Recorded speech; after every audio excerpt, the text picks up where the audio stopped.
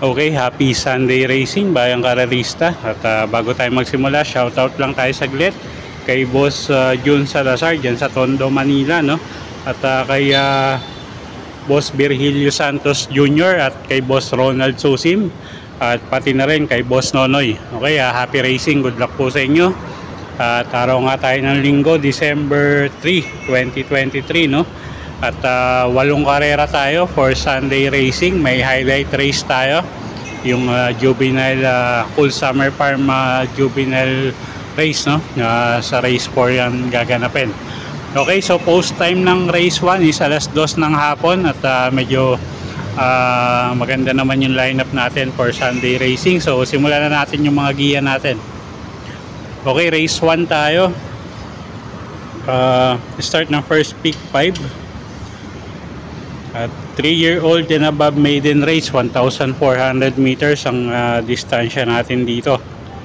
Okay, first choice rin natin yung numero 3, no, na si Always Impressive.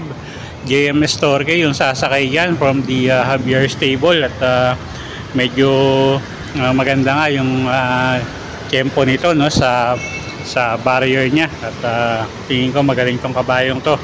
Second choice natin yung numero 1 na rin, yung batak sa laban na si Helgay. Sasakay naman niya ni CBR Donya.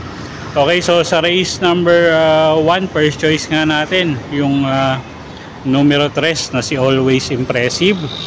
At second choice natin yung numero 1 na si Helgay. Okay, next race tayo, race number 2. Class 3 merge group tayo dito, no? 47 to 53 at 54 to 60. Start ng winner take all, distansya 1,400 meters, 7 kalahok. First choice natin dito, tingin ko lamang, no, yung numero 3 na si Shasta Lu. Nasasakay niya ni John Paul Guse. At alam naman natin mga kinakalaban nito, mga talagang dekalidad na imported. So siya na rin yung first choice natin dito. Second choice natin yung numero 6 na si Speed Fantasy. Pabs Cabalejo naman yung re-renta dyan. At medyo mga nag-i-improve yung mga huling takbo nito. So tingin ko siya yung pwedeng magbigay ng laban sa numero 3. Okay, so sa race 2, first choice nga numero 3, Shasta Lu. Second choice natin yung numero 6 na si Speed Fantasy. Okay, next race tayo, race number 3. Start ng pick 6. Class 4, 28 to 33 bracket. Distansya natin dito 1,400 meters. Okay, medyo magulong karera to, no? Ang daming may panalo. First choice natin dito yung numero 5 na si couple entering Noble Touch at Ninong. At si Ninong medyo tingin ko mag-aangin laban, no? Second choice natin yung numero 8 na si Full Combat Order, isang deremating kabayo. At medyo batak na rin sa laban yan. At kuha tayong third choice yung numero 2 na si Super Earth, na may kainaman nga yung huling takbo nito. So tingin ko mag-uumento pa si kabayo.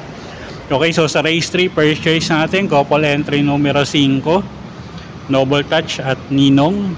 Second choice natin yung numero 8 na si Full Combat Order. At third choice natin yung numero 2 na si Super Earth. Okay, next race tayo, race number 4. Start ng second pick 5. So ito na yung Cool Summer Farm Juvenile Stakes race, no? Mga 2-year-old na kabayo. At first choice na rin natin dito yung numero 2 na si Every Sweat Counts. Sasakay niya ni apprentice rider Christian Advincola. At medyo may kainaman nga yung tinakbo nito sa Novatos Run niya, no? So may igitong kabayong to. At medyo may kagandahan din yung linyada niya. Second choice natin yung numero 3 na rin na si Art Seb. Sasakay naman ni JB Hernandez. At ito pwedeng iuna, no? At tingin ko pag nauna nga malaki panalo ni kabayo. Okay, so sa race number 4, first choice nga natin, numero 2, Every Sweat Counts. At second choice natin, yung numero 3 na si Art Seb. Okay, race 5 tayo. Start ng peak 4. Class 5, 6 to 10 bracket. Distansya, 1,400 meters. First choice natin, numero 8, One of a Kind, JMS Torque, yung sasakay dyan. At medyo gumangin laban niya. At isang dilemating kabayo, no? So, siya yung first choice natin. Second choice, yung numero 1 na si Batang After 7. Medyo mababa rin sa grupo to. At isang debanderang kabayo. Pag napabayaan sa unahan to, tingin ko malaki panalo. At siya nga yung second choice natin. Third choice natin dito yung numero 7 na si Jawo. Nasasakay naman ni Alison Pabilik. Okay, so dito sa race number 5, first choice nga natin numero 8 na si One of a Kind. Second choice yung numero 1 na si Batang After 7. At third choice natin yung numero 7 na si Jawo.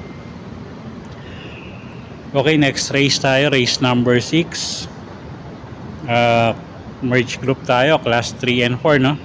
34 to 39 tsaka 40 to 46 sa bracket. Distansya natin dito 1,400 meters. Okay, first choice rin natin dito, no, yung up and coming horse na si Payros Treasure. At isang imported horse, sasakay niya ni Jeff Sarate. Ang second choice natin yung numero 4 na rin na si Agi daw, JMS Torque naman yung sasakay dyan. At medyo sanay din sa mabibigat na laban yan. At third choice natin pang dehado, yung numero 2 na si Club Habana, sasakay naman yan ni Kelvin Abobo. Okay, so sa race 6, first choice nga natin numero 7, Payros Treasure. Second choice yung numero 4 na si Agi daw. At third choice natin pang dehado yung numero 2 na si Club Habana. Okay, next race tayo, race number 7, penultimate race. Class 4, 16 to 21 bracket. Distansya natin dito 1,400 meters. Okay, siyam na kalahok tayo dito. First choice na rin natin dito. Tingin ko medyo lamang to, no? Yung numero 1 na si Hakim. Elvin Abrea yung sasakay dyan. At gamay nung hinete. At sobrang inam nga nung mga huling takbo nito, no? At papuntuhin talaga si kabayo ngayon. So, siya na rin yung first choice natin. Second choice yung numero 6 na si Electrify. Sasakay naman niya ni JB Hernandez. Pag nilabas ng connection at nakaremate ng maayos, tingin ko malaki panalo rin, no? So siya yung second choice natin. Okay, so sa race 7, first choice numero 1, Hakim. Second choice numero 6, Electrify. Okay, last and final race tayo, race number 8, class 5-5, lowest group tayo dito. Distansya 1,400 meters. Okay, paratingan, anybody's race to, no? So dagdag na lang kayo kung may kursonada kayong mga dehado rito. First choice ko numero 6, Step Bell, si Pienson, gamay nung hinete. At medyo nag-i-improve yung mga huling takbo nito. At siya nga yung first choice natin. Second choice yung numero 7 na si French Leather, sasakay naman yan ni Noel Lonar. At ito, isa pa rin to, nag-i-improve yung mga huling takbo. At tingin ko mag-uumento pa rin si kabayo, no? So siya yung second choice natin. At third choice ko dito pang dehado yung numero 1 na si Himanshi. Isasakay niya ni JD King Flores. Magandang pang dehado to. Okay, so sa race number 8, first choice nga numero 6, Step Bell. Second choice yung numero 7 na si French Leather. At third choice natin yung numero 1 na si Himanshi. Okay, so yun po yung mga giya natin para sa araw ng linggo, December 3, 2023. Sana po yung makatulong sa pagpili nyo ng mga tatayaang kabayo. Inuulit ko po, kayo pa rin po masusunod kung saan nyo itataya yung pinagpaguran yung pera. Good luck po at happy Sunday racing, Bayang Karerista.